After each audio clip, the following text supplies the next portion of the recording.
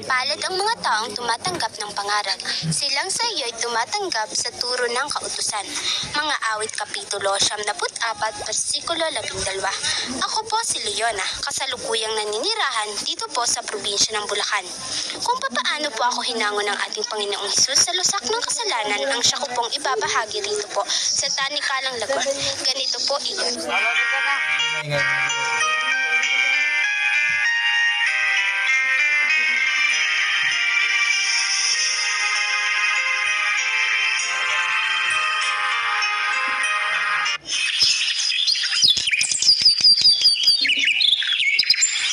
Leona, anak, pumunta ka ng Agusan del Sur.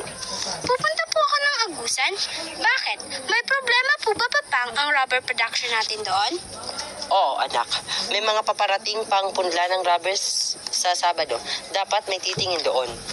Eh bakit hindi si Ate at Kuya Avelino ang inyong utusan? Sila ang dapat na may responsibilidad sa pagpapatakbo ng ating negosyo roon. Papang, sila ang nakakatanda kong kapatid.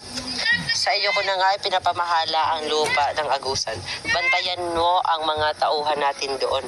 Baka may ginagawa ng anomalya sa rubber plantation doon. Baka yung mga katas ng rubber na nakukuha sa mga puno mismo ng rubber ay pinupulstit at kinakalakal sa ibang mga pasaway nating tauhan. Sige po, Papang.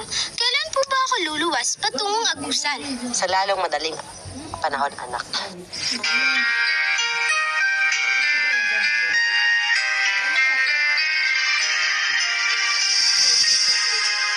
Papang, talaga po bang sa akin na ang single na motorbike na ito?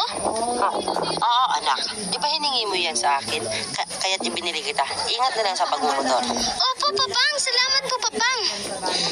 Ikaw talaga, Dionisio. Sinusunod mong palagi ang luho ni Leona. Kaya lumalaking sutil ang anak mo eh. Tiyak palagi nakasamang mga barkada niyang mga dimotors dito sa atin. Naku naman, Juvencia. Hayaan mo na maging masaya ang ating anak. Mamang, tara po, angkas ko kayo. Ipapasyal ko pa kayo para di na kayo magalit sa akin. Hindi ko sagot ang pambayad mo sa ospital kapag na-aksidente ka. Amazona? Magandang Amazona, Mamang. Tingnan ko kung iyong mukha mo ang masira sa iyong pagmumotor. Tumigil ka na, Juvencia. Sa iyong pagsasalita, baka mapahamak ng iyong anak. Hayaan mo siya sa kanyang hilig. Minsan lang maging dalaga ang isang babae. Kapag may asawa na iyan, ay matatali sa bahay. Kaya hanggat dalaga pa ang anak mo, pabayaan mo siyang magsaya sa kanyang pagdadalaga. Tumulong siya sa ating negosyo. Hindi naman siya tamad. Eh dapat nga, kayong magsamang mag-ama. Parehong takbo ng inyong utak.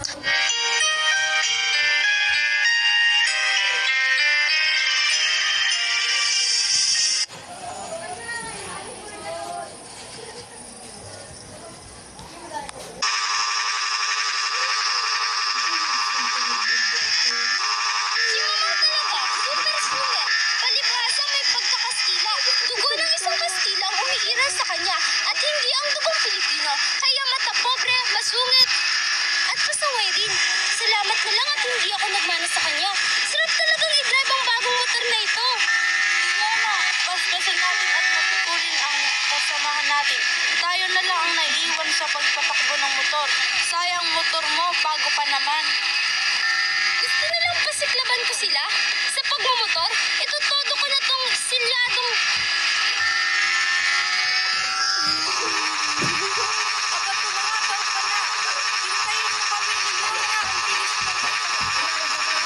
Kumain kayo ng alikabok. Ayaw, todo na itong gasolina.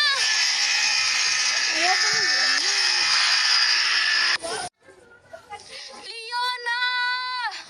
Sasadsad ako sa buhanginan! Leona, buhay ka pa ba? Leona! Ari ko po, ang braso ko namamanhid. Buhay pa ako, bruha ka. Tulungan mo ako.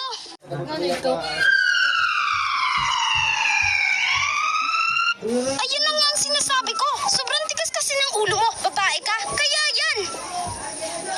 Aray ko po, pwede ba Mang? Huwag na kayong sumigaw rito sa ospital. Napilayan na nga ako. Mabibingi pa sa lakas ng boses ninyo. Huwag na kayong manisi. Aksidente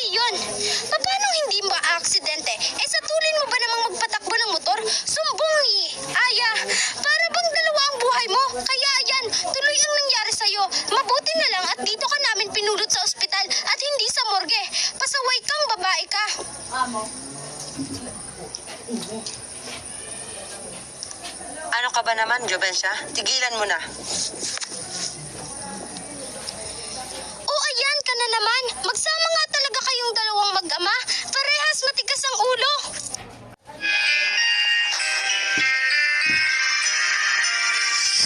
Kumusta na, Inday Leona? Wala ka ng motor.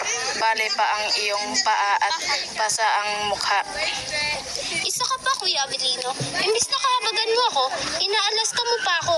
Huwag kang mag-alala, gagaling din ako at makakapagmotor ako. Makikita mo, aksidente ito, Dudong. Pero wala ka ng motor kasi ibininta na ni Mother ang iyong motor. Kabatak na lang kanina. Ano? Ano? Bakit ibinenta ni Mamang? Motor ko iyon. Si Papang, di ba inawat si Mamang? Kailan ba umobra si Papang kay Mamang? Kailan mo ba nakitang nasunod sa bahay si Papang? Di ba palagi naman si Mamang ang nasusunod? Kaya sorry ka na lang, Inday Leona.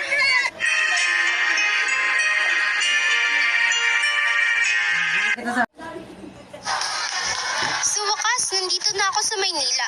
Mabuti na itong nakapaglayo-layo na ako. Dito, sarili ko lang ang buhay ko. Wala nang Mamang na makikialam. Kapag may magandang nangyari sa buhay ko, saka na ako babalik sa Agusan del Sur. Ipapakita ko kay Mamang na kaya kong mamuhay na wala sila ni Papang sa aking tabi. Kanina lang ang yaman nila, sa akin na ang kalayaan ko. Leona, ayun na nga ang sundo natin.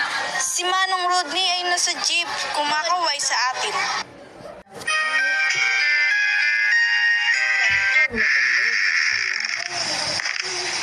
Tuloy ka, Leona. Maupo ka.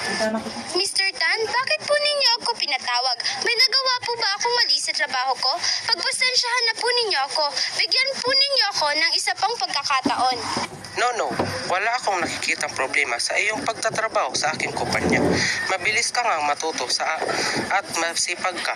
Kaya gusto ko ikaw na ang kumuha ng aking dalawang shift. Po, Mr. Tan, wala kayong reklamo sa trabaho ko? Salamat po. Sige po, payag ako.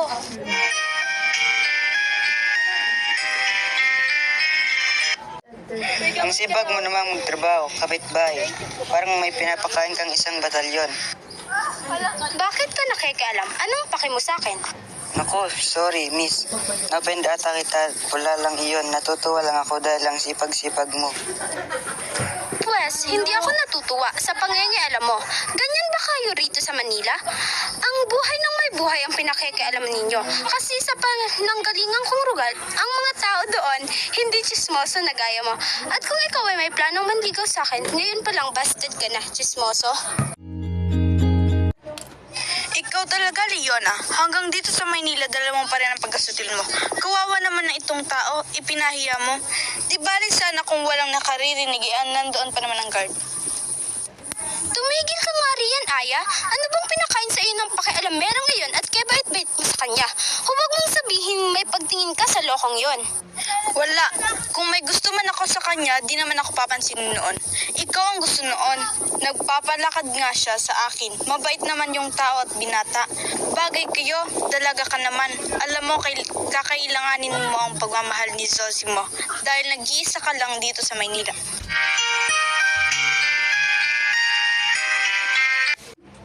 Kung kailan masama ang pakiramdam ko, doon pa nawala ang bruha.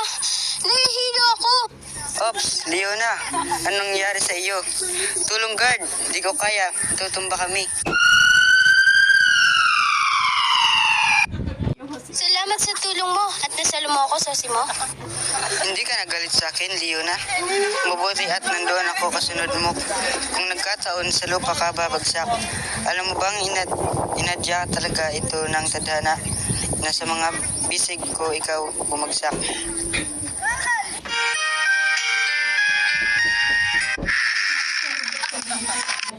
Dito talaga ako nakatira. Matagal ko nang inuupahan itong silid na ito. Dito tayo magsisimula mamuhay bilang mag-asawa. Magsusumikap ako ng gusto para sa ating magiging anak.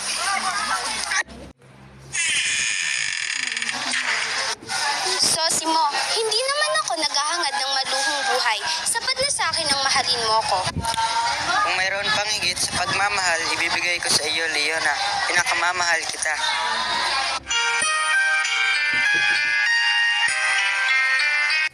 Ano bang nangyari sa iyong tao ka at masama pala ang pakiramdam mo, nagtrabaho ka pa? Sayang rin kasi ang kikitain ko, Leona. Pamili rin ito ng gatas ng anak natin. Mayroon pa naman akong para doon. Sana magpahinga ka muna, baka ikaw naman ang mapano. Pwede naman ang gatas ni Pimping. Si Dodong naman kanina ang kinakain. Leona, huwag kang mag-alala, gagaling ako. Pangako ko sa iyo, gagaling ako.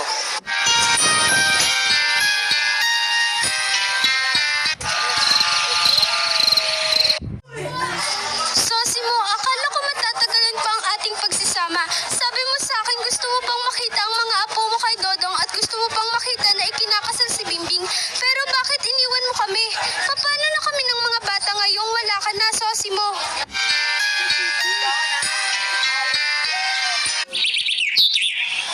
Leona, gaya mo rin akong byuda, maliliit pa ang mga anak ko nang mamatay si Sergio ko.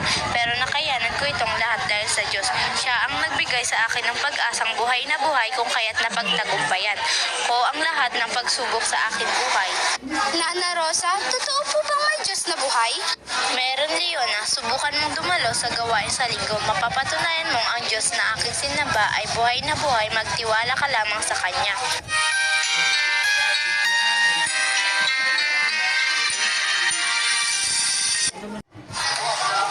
Sinubukan ko pong dumalo sa simbahan na kung saan dumadalo si Nana Rosa. At totoo nga pong buhay ang Diyos na kanilang sinasamba roon. Maraming himalang ginawa ang Diyos sa aming mag-iina. At kailanman, hindi niya kami pinabayaan sa gitna ng aming kahirapan sa buhay. Palaging may tugon ng Diyos. Purihin po ang ating Panginoon.